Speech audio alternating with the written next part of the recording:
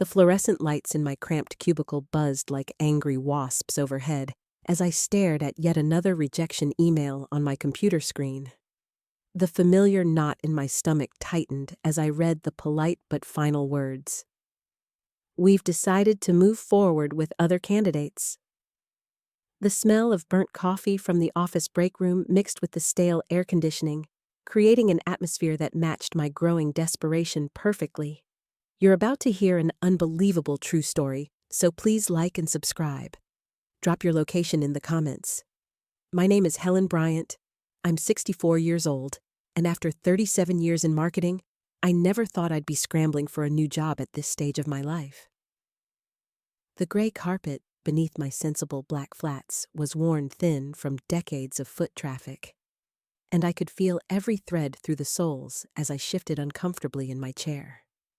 This was my 7th rejection in 3 weeks, and each one felt like a personal blow to everything I'd worked so hard to build in my career. The sound of heels clicking against the linoleum announced the approach of Denise Hartwell, before I even saw her perfectly styled blonde hair appear around my cubicle wall. At 42, Denise had the kind of polished appearance that screamed ambition.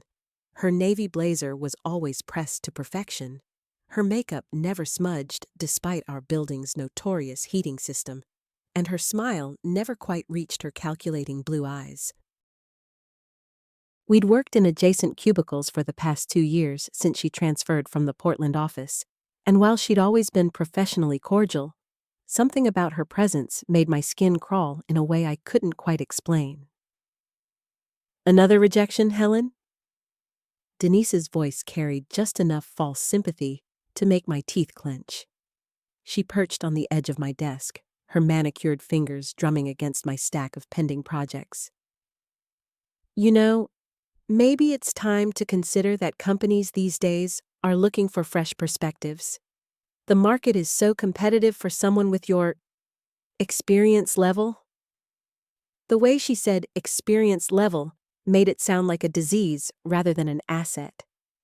I forced a tight smile and minimized the email window, not wanting to give her the satisfaction of seeing my disappointment written so clearly across my face. The afternoon sun streaming through the nearby window caught the silver strands in my brown hair, reminding me of every year that separated us, every wrinkle around my eyes that deepened when I squinted at my computer screen. That evening, I sat at my kitchen table, picking at a microwave dinner, while sharing my frustrations with my daughter, Sarah Bryant Chen. At 38, Sarah had inherited my stubborn streak, along with my dark eyes and practical nature, though she'd managed to build a successful career in software development that afforded her a beautiful house across town. The familiar comfort of my own kitchen, with its chipped blue countertops and the coffee stain on the white cabinet door that I'd been meaning to clean for months, felt like a sanctuary after another demoralizing day at the office. "Mom, this doesn't make sense," Sarah said, her laptop open beside her empty coffee mug as she helped me review my job applications. Her dark hair was pulled back in a messy bun, and she wore the same determined expression she'd had as a child when trying to solve a difficult puzzle. "Your resume is solid, your references are stellar, and you're applying for positions you're absolutely qualified for. Something isn't adding up here." The kitchen clock ticked loudly in the silence that followed, and I found myself studying the familiar cracks in the ceiling plaster that I'd been staring at for the past 15 years. The house felt too quiet sometimes, especially during these evening conversations that reminded me how much my life had narrowed to work and worry. Sarah's concern was genuine. I could see it in the way she leaned forward, her fingers steepled as she processed the information, the same gesture she'd made since childhood when something troubled her. "Maybe I'm just being paranoid," I said, though even as the words left my mouth, they felt hollow. "Maybe the job market really is that tough for someone my age." The next morning brought another unexpected conversation with my longtime friend and former colleague, Janet Morrison. We'd worked together for nearly 15 years before she moved to a consulting firm downtown, and she'd remained one of my most trusted confidants throughout all the ups and downs of corporate life. Janet had the kind of warm, maternal presence that immediately put people at ease. Her gray hair was always perfectly styled despite her 61 years, and her laugh lines spoke to decades of finding joy even in difficult circumstances. We met at our usual spot, a small diner 3 blocks from my office where the coffee was strong, and the waitresses had known our orders by heart for the past 5 years. The red vinyl booth squeaked as we settled in, and the familiar smell of bacon grease and maple syrup created a comforting cocoon around our conversation. Janet's weathered hands wrapped around her coffee mug as she studied my face with the kind of intensity that told me she had something important to share. "Helen, I need to tell you something, and I'm not sure how you're going to take it," Janet began, her voice lower than usual. The morning rush of commuters created a steady hum of background noise, but her words cut through it with startling clarity.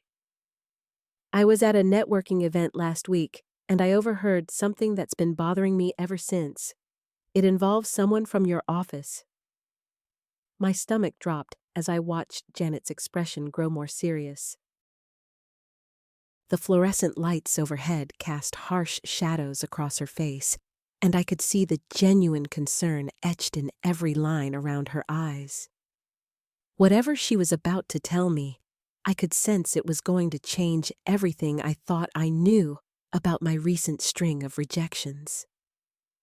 "What kind of something?" I asked, though part of me already dreaded the answer. Janet leaned closer, her voice barely above a whisper. "I heard someone talking about you, Helen. Someone was telling potential employers things that weren't true. Things about your mental state, your reliability, your ability to handle stress." She paused, her eyes filled with anger on my behalf. And from what I could piece together, it sounded an awful lot like someone who knows your job search intimately. The diner suddenly felt too warm, too crowded, too loud. My hands trembled slightly as I set down my coffee cup, the ceramic making a sharp clink against the Formica tabletop. All those rejections, all those polite but firm dismissals, suddenly took on a sinister new meaning. Someone had been sabotaging me, deliberately and systematically destroying my chances at every opportunity. The trap I'd missed finally sprang shut. "Who was it?" I asked, though my voice came out as barely more than a croak. The words felt heavy in my mouth, weighted down by the certainty that whatever Janet was about to tell me would shatter the last remnants of trust I had in my workplace. Janet's fingers drummed nervously against her coffee mug. "That's just it, Helen. I couldn't see who was speaking clearly from where I was standing, but I heard enough to know it was someone who had access to very specific information about your job applications. They knew which companies you'd applied to, what positions you were seeking, even some details about your interview schedule that wouldn't be common knowledge." The implications hit me like a physical blow. Someone at my office had been systematically sabotaging my career, poisoning potential employers against me before I even had a chance to make my case. The rejection from Morrison and Associates suddenly made perfect sense. The interviewer's oddly cold demeanor, the way she'd seemed to have already made up her mind before I'd even answered her first question. "Did you hear what specifically they were saying about me?" I managed to ask. Janet's expression darkened. "They were telling people you had a history of mental health issues, that you'd had breakdowns at work, that you were unreliable under pressure. Helen, I've known you for 15 years, and none of that is true. You're one of the most stable, professional people I've ever worked with." My hands began to shake more violently, and I had to set my coffee cup down before I spilled it. The betrayal cut deeper than I'd expected. To think that someone I worked alongside every day, someone who smiled at me in the hallways and made small talk by the coffee machine, had been actively working to destroy my future. "I need to find out who's doing this," I said, surprised by the steel that had crept into my voice. "Be careful, Helen," Janet warned. "Whoever this is, they're clearly willing to go to extreme lengths.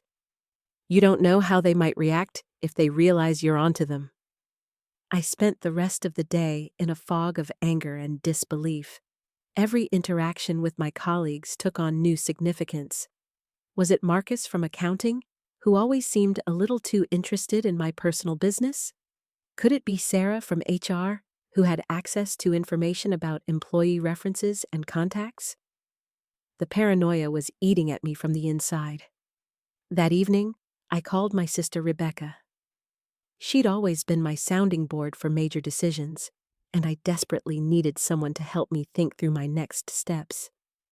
Rebecca lived across town with her family, but we'd maintained a close relationship despite our busy schedules. "Someone at work has been sabotaging my job search," I told her without preamble when she answered the phone.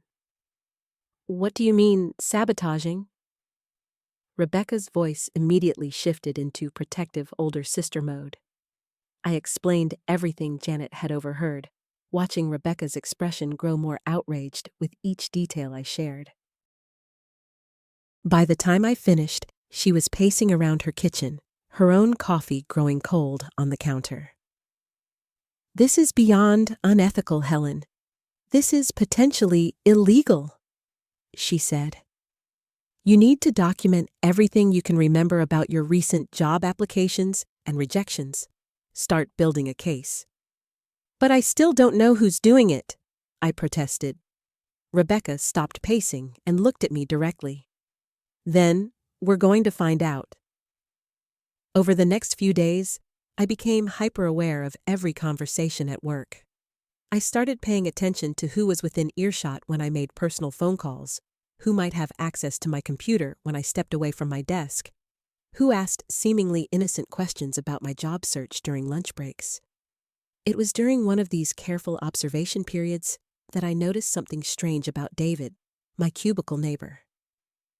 David and I had always had a friendly working relationship. He was the type of person who remembered your birthday and asked about your weekend plans. But lately, I'd caught him quickly minimizing windows on his computer screen whenever I approached, and he'd been unusually interested in my interview schedule. The breakthrough came on a Thursday afternoon when David stepped away from his desk to attend a meeting, leaving his computer unlocked. I knew I shouldn't look, knew it was a violation of privacy and workplace protocol, but the need to know the truth overrode my usual ethical boundaries. What I found in his browser history made my blood run cold. David had been researching the companies I'd applied to, finding contact information for hiring managers, and had even accessed my email account somehow to monitor my application submissions. There were saved drafts of messages he'd apparently sent, each one carefully crafted to plant seeds of doubt about my mental stability and professional competence. But the most devastating discovery was yet to come. My hands trembled as I scrolled through David's saved drafts folder. Each email was more calculated and vicious than the last. He had written to Meridian Technologies claiming I had concerning episodes of erratic behavior during meetings. To Patterson and Associates, he described witnessing multiple instances where Helen appeared to lose track of conversations mid-sentence. The worst was his message to Clearwater Consulting, where he fabricated an entire story about me having a public breakdown in the office that required intervention from management. The sound of footsteps in the hallway made me quickly close the browser and hurry back to my desk. My heart was pounding so hard I was sure everyone could hear it. David returned a few minutes later, chatting casually with Janet about weekend plans as if he hadn't just destroyed months of my professional networking. I couldn't concentrate on anything for the rest of the day. Every time David made small talk or offered his usual friendly comments about my lunch, or asked how my day was going, I felt sick.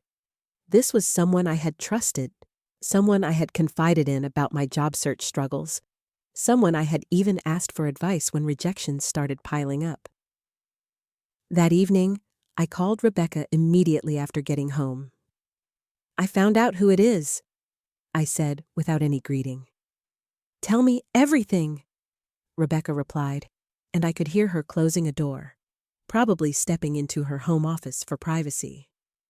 I recounted what I had discovered on David's computer, describing each fabricated email in detail. Rebecca listened without interruption, but I could hear her sharp intakes of breath at the more outrageous claims. "Helen, this is defamation. This is intentional interference with your career prospects. You need to act on this immediately," Rebecca said when I finished. "But we need to be smart about how you handle it. You can't let on that you know until you have a solid plan. I don't know if I can face him tomorrow. How do I sit next to someone who has been systematically destroying my reputation while pretending to be my friend?" Rebecca was quiet for a moment. "You document everything you can remember about those emails tonight while it's fresh in your memory. Write down exactly what you saw, which companies he contacted, what he claimed about you. Then you need to decide whether you want to confront him directly or take this to management first." The next morning, I arrived at work early, hoping to avoid David until I had figured out my next move. But Janet was already at her desk, and she immediately noticed my distressed state. "You look like you didn't sleep at all," Janet said, glancing around to make sure we weren't overheard. "Did you find out anything more about your situation?" I hesitated, then decided Janet deserved to know since she had been the one to alert me to the problem. "It's David," I whispered. Janet's eyes widened. "David? Our David? The guy who brings donuts for everyone's birthday?" "I found evidence on his computer yesterday. He's been contacting companies and telling them I'm mentally unstable, making up stories about me having breakdowns and behaving erratically." Janet stared at me in disbelief. "That's insane. Why would he do that? You two have always seemed friendly." "I have no idea.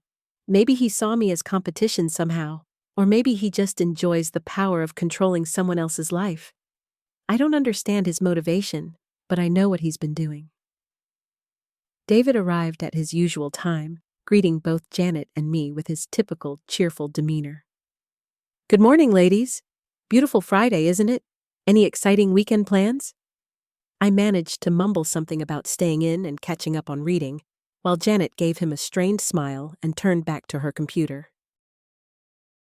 The normalcy of his behavior was almost more disturbing than if he had acted suspicious or guilty. Throughout the morning, I watched David work, take phone calls, and interact with other colleagues as if nothing had happened. He even asked me how my job search was going, expressing sympathy when I mentioned another rejection letter I had received. "Don't get discouraged, Helen," he said, with what appeared to be genuine concern. "Sometimes it just takes time to find the right fit. I'm sure something perfect will come along soon." The audacity of his performance made my stomach turn. This was someone who was actively ensuring that nothing perfect, or even adequate, would come along for me. During lunch, while David was away from his desk, Janet approached me. "I keep watching him, and I can't believe it," she said quietly. "He seems so normal, so nice. Are you absolutely certain about what you saw?" "I'm certain. The question is what I do about it now." Janet looked around nervously. "You have to report this, don't you? This can't be legal." Before I could respond, David returned from lunch, carrying a coffee for me along with his own. "Thought you might need an afternoon pick-me-up," he said, placing the cup on my desk with a friendly smile. I stared at the coffee, wondering how someone could perform such small acts of kindness while simultaneously orchestrating the destruction of my career. The disconnect was so profound, It felt surreal. "Thank you," I managed to say, though I had no intention of drinking it. As the afternoon wore on, I found myself analyzing every interaction I had ever had with David, looking for signs I might have missed. Had there been moments of jealousy when I talked about job interviews? Had I somehow threatened him professionally without realizing it? Or was this simply the behavior of someone who enjoyed having power over others, who found satisfaction in controlling and damaging another person's life while maintaining a facade of friendship? By the end of the day, I had made my decision. I needed to confront David directly, but I needed to do it in a way that would force him to admit what he had been doing. I couldn't let this continue, and I couldn't let him think he had gotten away with it. But as I was preparing to leave, Janet approached my desk with a worried expression. "Helen, I think you need to know something else. I just overheard David on a phone call, and I think he might be planning something bigger than what you already discovered." My hands went cold. "What did you hear?" Janet glanced around to make sure David wasn't within earshot. "He was talking to someone about you specifically. I heard him say your name, and then something about making sure you wouldn't be able to recover professionally in this city. He mentioned having contacts at other companies too." The scope of David's sabotage was expanding before my eyes. This wasn't just about intercepting a few job offers. He was systematically trying to destroy my entire professional reputation across our industry. "Janet, I need to ask you something, and I need you to be completely honest with me. Has David ever said anything to you about me? Anything that seemed off or inappropriate?" She hesitated, then nodded slowly. "About 6 months ago, he asked me if I thought you were stable enough for the responsibilities you were handling. He said he was concerned about your workload and stress levels. At the time, I thought he was being considerate, looking out for you." "What did you tell him?" "I said you were one of the most competent people I'd ever worked with." But Helen, now I'm wondering if he was testing the waters, seeing if he could get me to agree that there was something wrong with you professionally. The calculation behind David's actions was becoming clearer. He had been building a narrative about my supposed instability for months, probably with multiple people. The phone calls to potential employers were just the final step in a much larger campaign. That evening, I drove to my sister's house, needing to talk through what I had learned with someone I trusted completely. Margaret lived in a quiet neighborhood about 20 minutes from my apartment, and her home had always been a refuge for me during difficult times. "This is so much worse than we thought," Margaret said after I explained Janet's discovery. We were sitting in her kitchen while she prepared dinner, the familiar routine helping to calm my nerves. I keep thinking about all the times he offered to help with my job search, all the conversations where he seemed so supportive. He was gathering information about my applications so he could sabotage them more effectively. Margaret stopped chopping vegetables and turned to face me. "Helen, you know I love you, but I have to ask, are you absolutely certain you want to confront him directly? Someone who's capable of this level of manipulation might be dangerous in other ways too. I've thought about that, but I can't let this continue, and I can't spend the rest of my career wondering if he's still out there destroying opportunities for me. Besides, if I confront him with Janet as a witness, he'll know that other people are aware of what he's been doing. What if he denies everything? What if he turns it around somehow and makes you look like the unstable one?" It was a fair concern. David had already proven himself to be a skilled manipulator. There was no guarantee that a direct confrontation would go the way I hoped. Then at least he'll know I'm onto him. Maybe that will be enough to make him stop. Margaret sighed and resumed her food preparation.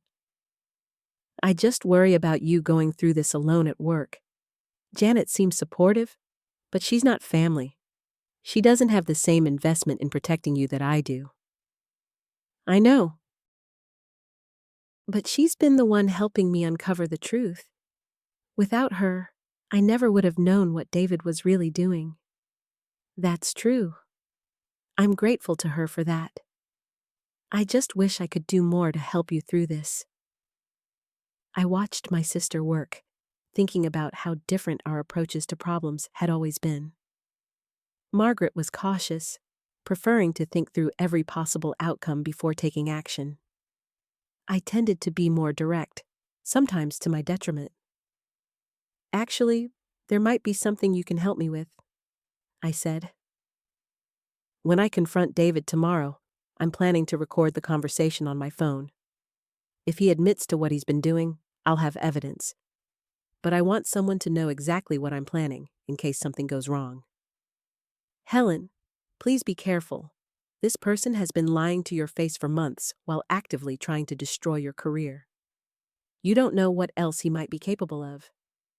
The next morning, I arrived at work early before David's usual arrival time. Janet was already at her desk, and she looked as nervous as I felt. "Are you really going through with this today?" she asked. "I have to. Every day I wait is another day he could be making calls about me to companies I haven't even applied to yet. I've been thinking about what I overheard yesterday.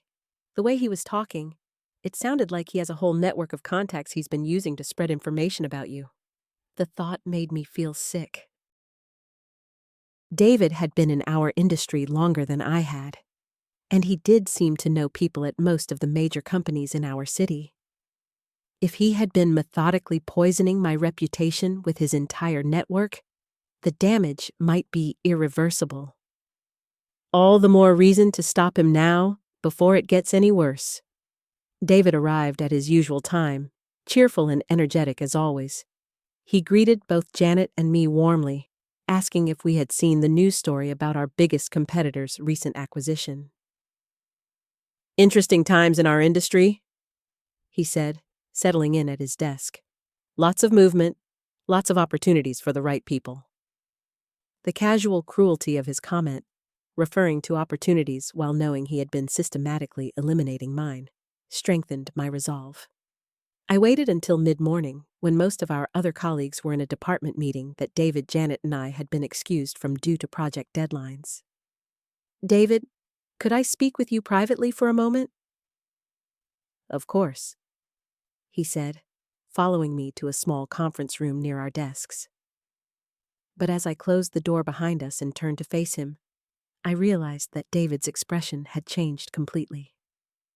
The friendly mask had disappeared, replaced by something cold and calculating.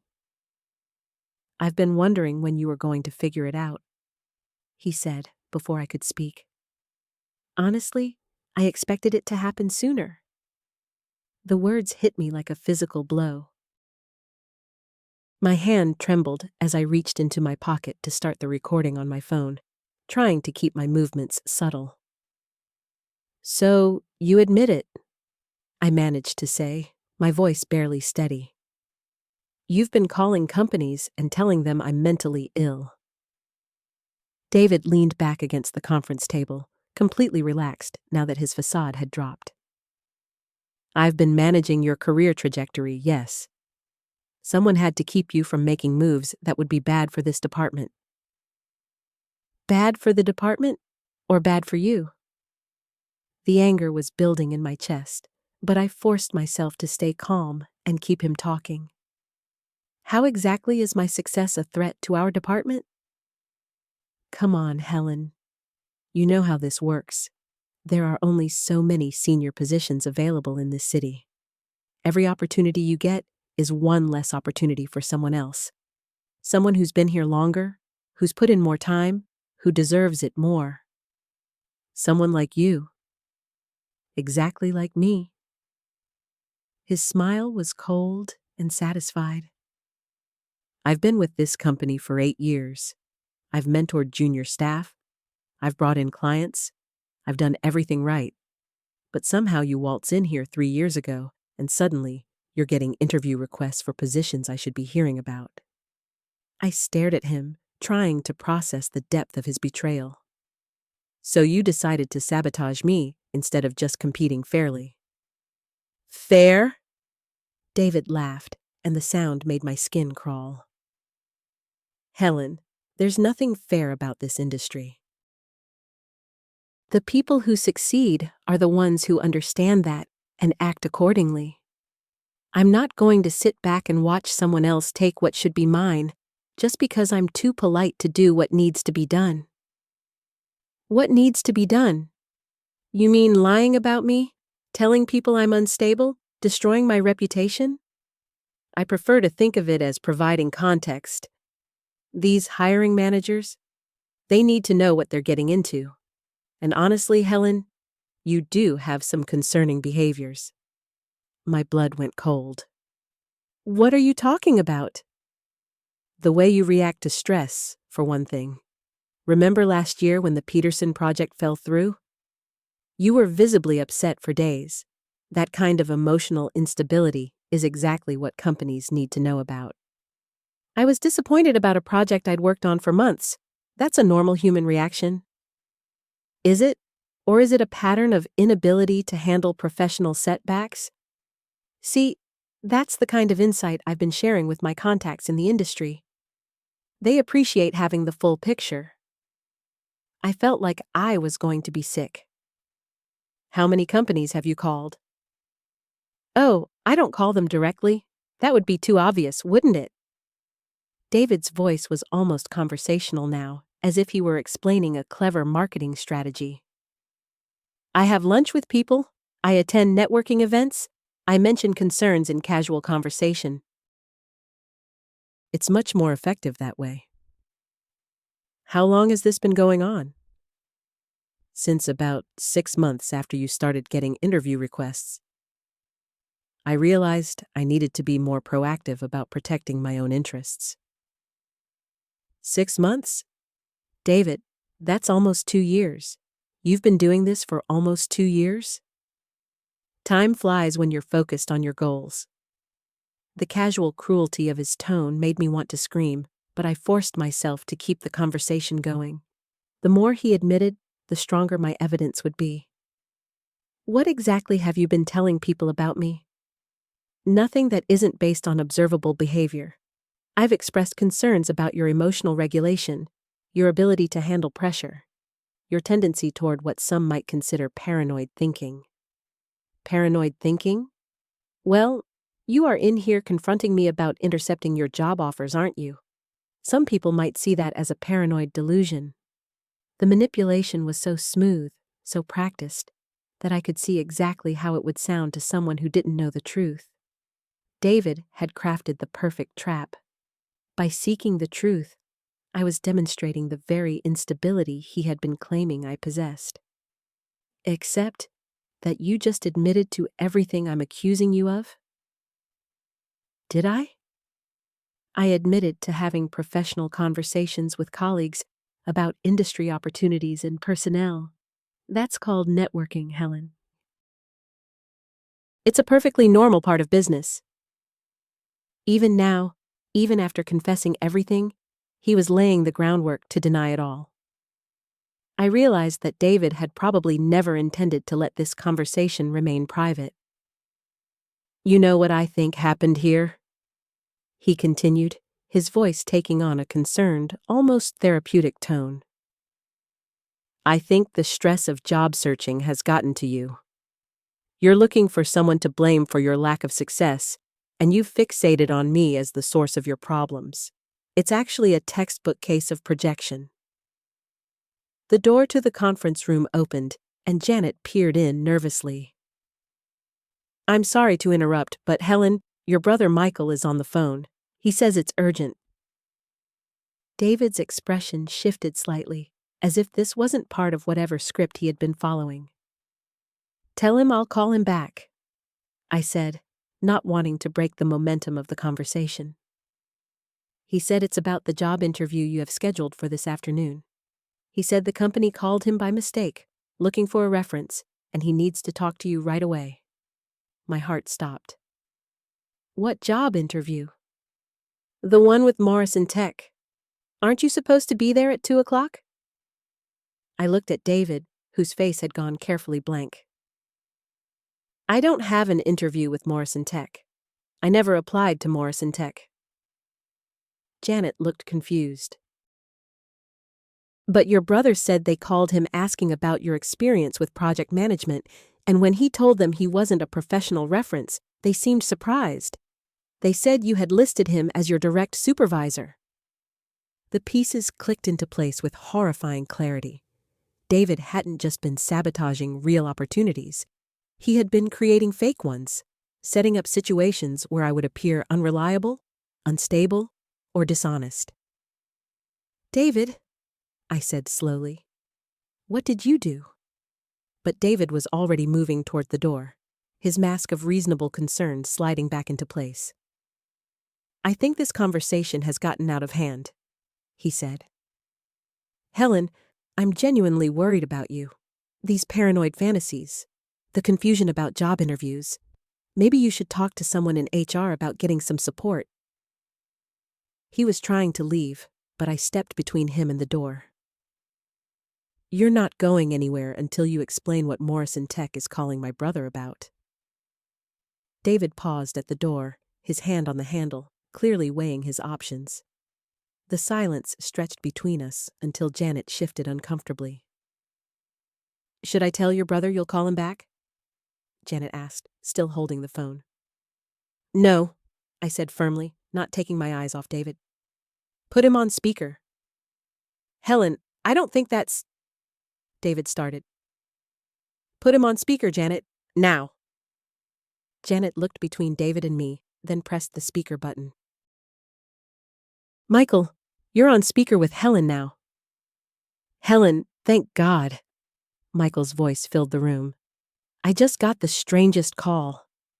Some woman from Morrison Tech said you had an interview this afternoon and that you'd listed me as your direct supervisor for the past 3 years.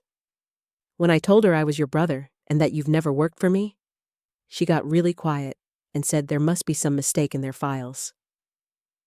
My stomach dropped.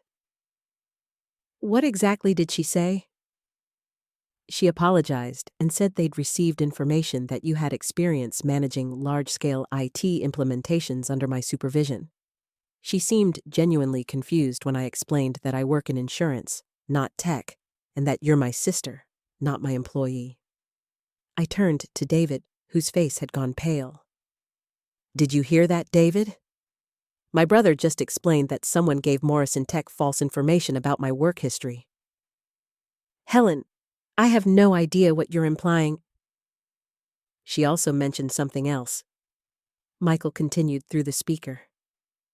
She said they'd received a follow-up email this morning expressing concerns about your reliability and suggesting they might want to reconsider the interview timing. The room went dead silent. Janet's eyes widened and she looked between David and me with growing understanding. Michael, I said carefully, did she say who sent that follow-up email? She didn't give me details, but she did say it came from someone claiming to be a former colleague who wanted to make sure Morrison Tech had all the relevant information about your work style and mental health status. David made a move toward the door again, but I stepped firmly in front of him. You're not leaving this room until you explain this, I said. Helen, this is harassment, David said, but his voice lacked its earlier confidence. I don't know anything about Morrison Tech or your brother's phone calls. Janet slowly hung up the phone, her face showing a mix of shock and dawning comprehension. David, she said quietly, last week you asked me for Helen's emergency contact information. You said HR needed to update her file. That's standard procedure. No, it's not, Janet interrupted. I handle all the HR file updates, and there was no request from HR. I gave you the information because I thought you were helping with something work-related. The pieces were falling into place so fast I could barely keep up. You used my emergency contact to create fake job references. You made it look like I was lying about my work history. And when companies tried to verify my employment through what they thought was my supervisor, they'd reach my brother instead, who would have no idea what they were talking about. It would make me look dishonest or delusional. David's carefully constructed facade was finally cracking. You can't prove any of this. It's all speculation and coincidence. Actually, Janet said slowly, David, you've been asking me a lot of questions lately about Helen's schedule and her meetings with vendors. I thought you were just being friendly, but now... She trailed off, looking at David with new eyes. What kind of questions? I asked. Janet hesitated, then seemed to make a decision. He asked about your client calls, when you were meeting with external contractors, things like that. And last month, he asked me to print out the contact list for all our industry partners. He said he was working on a project for management. There was no project, I said. I'm starting to realize that, Janet replied grimly. David straightened his shoulders, apparently deciding to try a different approach.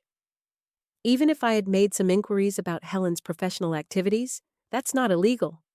I was concerned about her behavior and performance. What behavior? I demanded. The mood swings, the paranoia, the way you've been isolating yourself from the team. I was trying to protect the company's reputation. By sabotaging job interviews I never knew about and making me look unreliable to potential employers? By expressing legitimate concerns to industry contacts who might be considering working with someone who's clearly under stress. Janet stared at him. You've been calling companies about Helen? The question hung in the air, and I realized David had just walked into a trap of his own making. If he denied it, he'd be contradicting what had just happened with Morrison Tech. If he admitted it, he'd be confessing to exactly what I'd accused him of. David, I said quietly, how did Morrison Tech get my brother's phone number? The silence stretched between us like a taut wire. David's face had gone pale, and I could see him calculating his options. Janet stood frozen beside her desk, her hand still resting on the phone. I asked you a question, David, I said, keeping my voice steady despite the way my heart was hammering. How did Morrison Tech get my brother's phone number? He opened his mouth, then closed it again. For the first time since I'd known him, David Morrison appeared to be at a complete loss for words. You know what? I continued, reaching for my phone. Let me call Marcus right now and ask him exactly what Morrison Tech said to him this morning. Wait, David said quickly. Wait for what? For you to come up with another lie? The anger I'd been holding back was finally breaking through. For you to convince me I'm imagining things again? Janet was staring at David like she'd never seen him before. You really did this, didn't you? You've been sabotaging Helen behind everyone's back. It's not sabotage, David said, his voice rising defensively. It's damage control. Do you have any idea what kind of liability someone with mental health issues poses to a company? The missed deadlines, the erratic behavior, the potential for workplace incidents? What erratic behavior? Janet demanded. Helen is one of our most reliable employees. She's been paranoid for months, constantly looking over her shoulder, jumping at shadows. And now, she's making wild accusations about corporate espionage and conspiracy theories. I felt the familiar doubt creeping in, the voice that whispered, maybe he was right. Maybe I was losing it. But then I thought about Marcus's confusion this morning, about the job opportunities that had never reached me, about the careful way David had extracted information from Janet. You created the paranoia, I said slowly.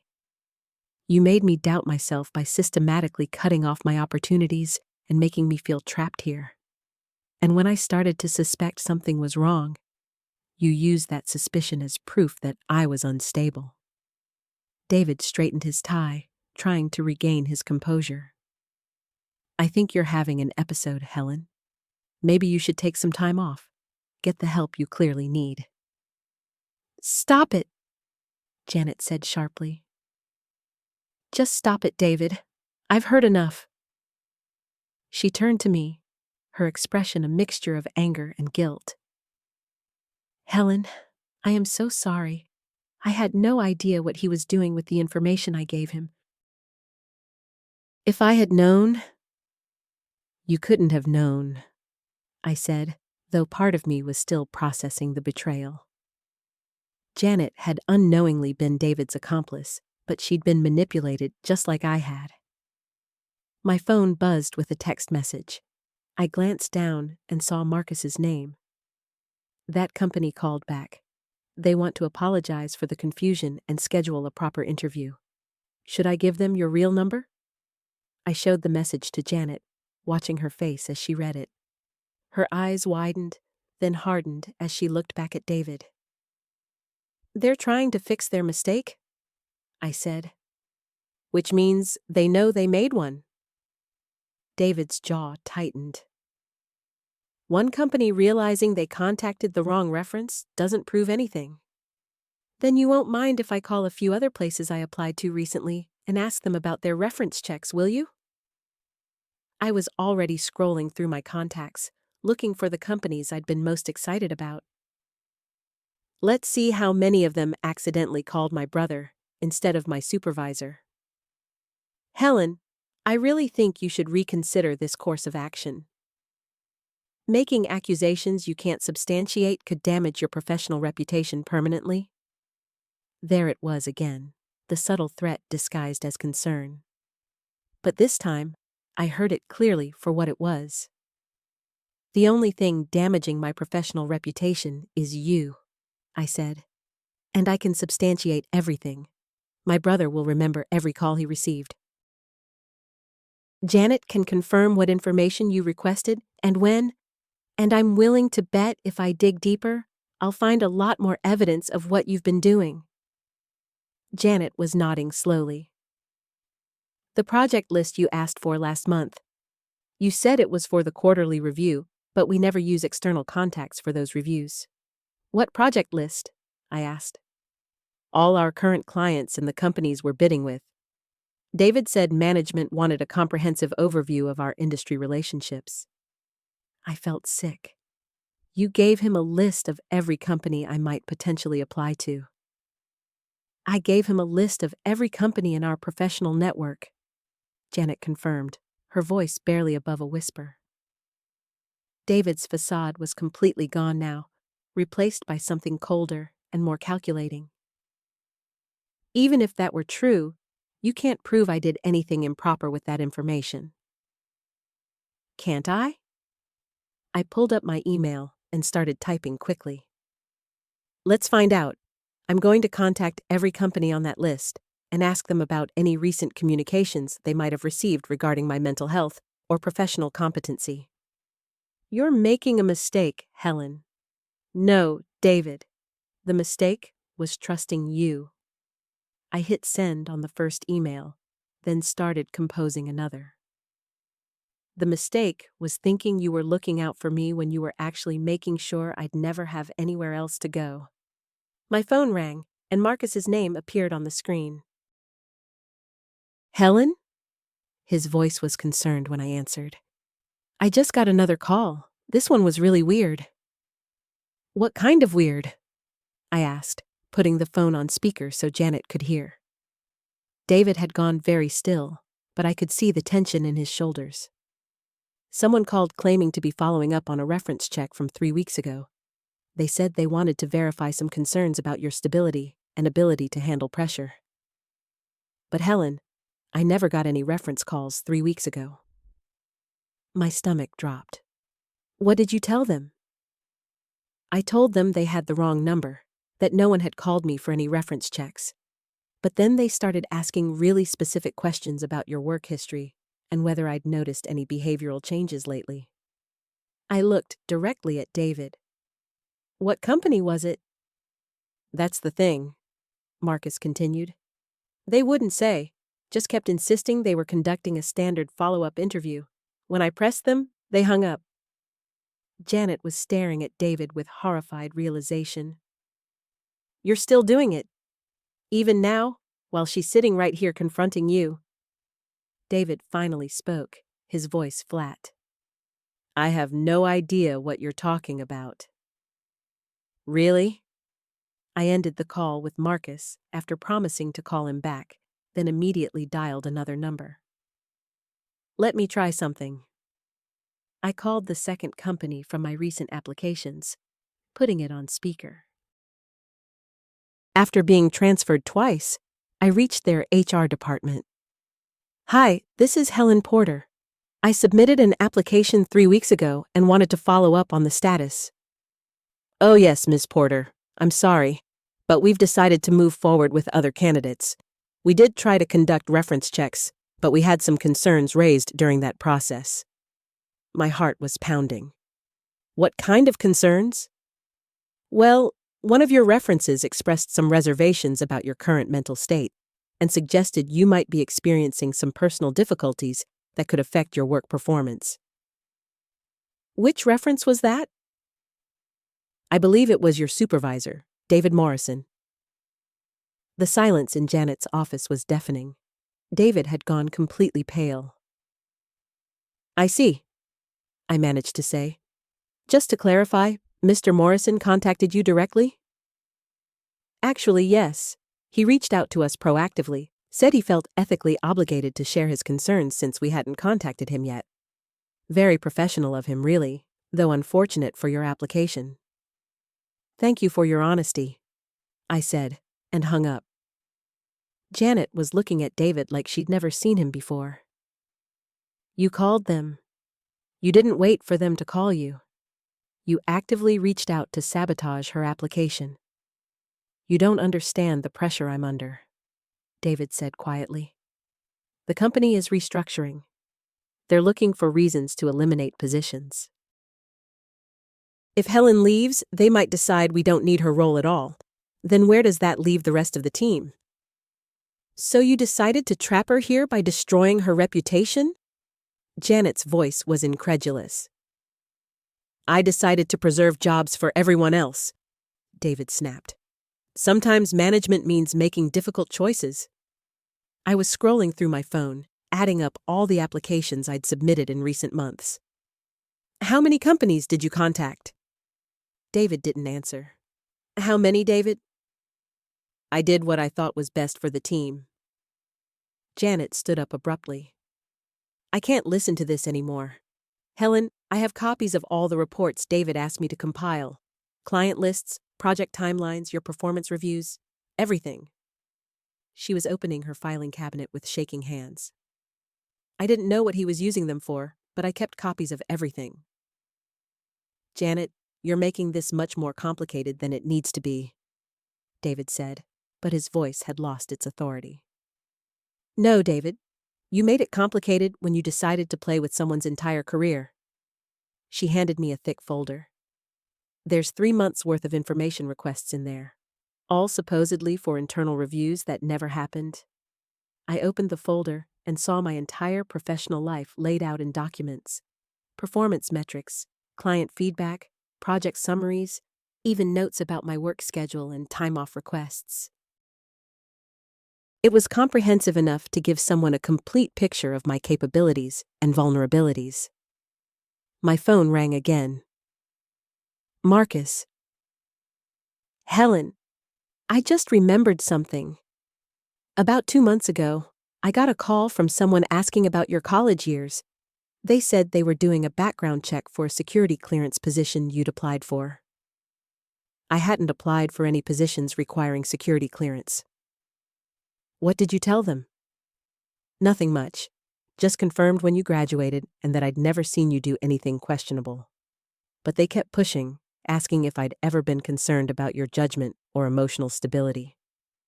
David was staring at the floor now, his hands clenched in his lap.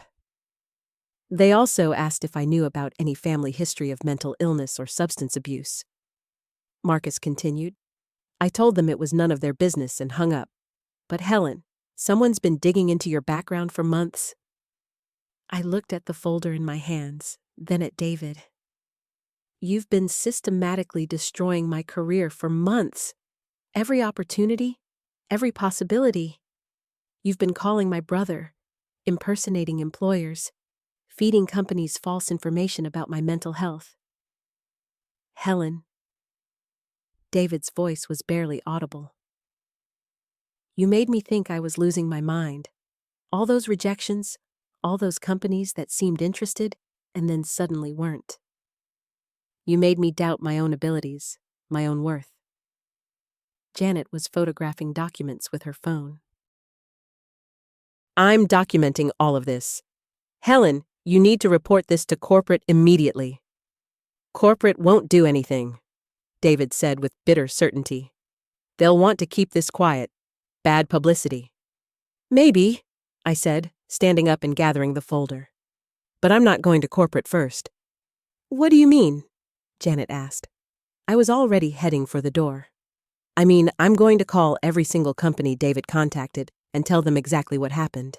I'm going to give them Marcus's number so they can verify that David never should have been speaking for me in the first place."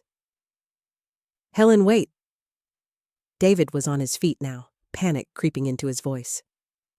"Then," I continued, "I'm going to contact the state licensing board for HR professionals and file a formal complaint. What you did isn't just unethical, David. It's fraud." "You can't prove intent," David called after me. I stopped at the doorway and turned back. "David, you just confessed to a room full of people that you deliberately sabotaged my job applications to keep me trapped here." Janet heard everything. Marcus can testify about the fake calls. And I'm betting when I start making inquiries, I'm going to find out you've done this to other people too. The look on his face told me I was right. "How many others, David?" I asked. But I already knew I didn't want to hear the answer.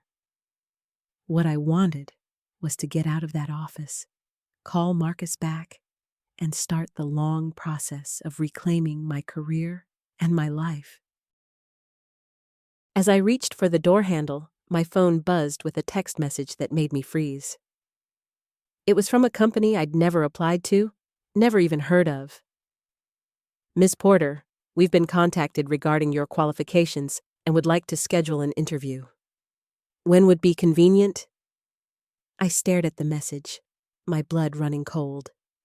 I showed the phone screen to Janet, my hand trembling slightly. "Look at this." Janet read the message over my shoulder. "Helen, you never applied there?" "Never even heard of the company." I turned back to David, who had gone completely pale. "How long have you been doing this? It's not just blocking my applications, is it? You've been actively reaching out to companies, haven't you?" David sank back into his chair. "Helen, I can explain." "Explain what? That you've been impersonating me? That you've been spreading lies about my mental health to companies I never even contacted?" The anger in my voice surprised even me. Janet was staring at David with disgust. "This is so much worse than we thought. David, this is criminal behavior." "I was trying to protect the department," David said weakly. "If Helen left, they'd probably eliminate her position entirely. We'd all be doing more work for the same pay." "So you destroyed my reputation to save yourself some inconvenience?" I could feel my voice rising. "Do you have any idea what you've done to my life? My relationship with my brother?" The mention of Marcus made me pause. I needed to call him immediately, but first I needed to understand the full scope of what David had done. "Show me everything," I said, moving closer to his desk. "Every company you contacted, every lie you told, every email you sent pretending to be me or speaking for me." David's hands shook as he opened his laptop. "Helen, I never meant for it to go this far." "But it did go this far," Janet said firmly. "And now you're going to help Helen fix every single bit of damage you've caused." As David's email history loaded on the screen, I saw dozens of messages to companies I'd never heard of. My stomach dropped as I realized this wasn't just about the jobs I'd applied for. David had been actively sabotaging opportunities I never even knew existed. "My God, David," I whispered. "You've been doing this for over a year." The phone in my hand buzzed again. Another text from the same unknown company. "We've had some concerning information brought to our attention about you, but we'd like to hear your side of the story. Would you be available for a call this afternoon?" I looked up at David. "They're giving me a chance to defend myself. That means someone is starting to doubt your lies." For the first time since this confrontation began, I saw something that might have been hope in David's eyes. But I wasn't feeling hopeful. I was feeling terrified about what other damage was still out there, waiting to surface. I stared at David's laptop screen, scrolling through months of deception. My hands were trembling as I read email after email where he'd either impersonated me or contacted companies claiming to be a concerned colleague, reporting my supposed mental health issues. "This one," I said, pointing at a message dated 3 months ago. "You told them I had a breakdown in a meeting and started screaming at clients." David couldn't meet my eyes. "Helen, I was panicking. When I saw you'd applied to Morrison Tech, I knew they'd probably offer you the position. Your qualifications were perfect for what they needed. So you destroyed my chances by making me sound completely unstable." I felt sick reading his words, seeing how convincing and professional he'd made the lies sound. "And this company here, Data Flow Solutions, you sent them a fake email pretending to be me, withdrawing my application and claiming I was taking time off for psychiatric treatment." Janet moved closer to read over my shoulder. "David, this is identity theft on top of everything else. You could go to prison for this." The weight of what I was seeing finally hit me fully. This wasn't just about a few blocked job applications. David had systematically destroyed my professional reputation across dozens of companies, creating a false narrative about my mental health that had spread throughout our industry. "My brother Marcus," I said suddenly, the pieces clicking into place. "He works in tech recruiting. He must have heard these rumors. That's why he's been so worried about me lately, asking if I'm okay, suggesting I see a therapist." The phone buzzed again with another text from that unknown company. I showed it to Janet. "At least someone's willing to listen to your side," she said. "That's more than David deserves at this point." I looked at David, who was slumped in his chair like a deflated balloon. Part of me felt sorry for him, but the larger part was furious about the year of my life he'd stolen from me. "We're going to fix this," I said firmly. "All of it. You're going to help me draft emails to every single company you contacted. You're going to admit what you did and clear my name." David nodded miserably. "Okay, yes, I'll do whatever it takes." "And then," I continued, "you're going to explain to me exactly how I'm supposed to rebuild a career after you've spent a year telling people I'm mentally unstable." For the first time, I felt like I had some control back. It was going to be a long road to fix the damage David had caused, but at least now I knew what I was fighting against. The truth, as painful as it was, had finally set me free to start fighting back.